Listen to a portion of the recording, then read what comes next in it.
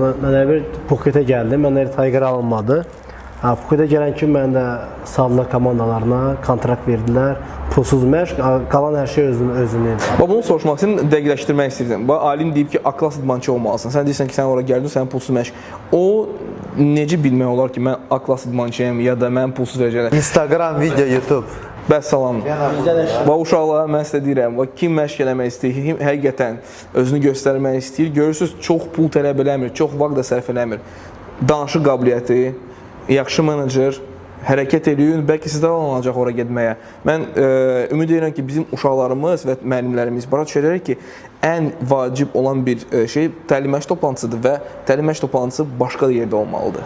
Təkcə bir klubda eyni adamlarla olmamalıdır. Düz deyirəm? Yox, əlbəttə ki, Phuket topda məsələn söhbət gedir ki, bir müəllim sən nereden güləşçidir, həm udarkanı məşq edir, orada elə bir şey yoxdur. Orada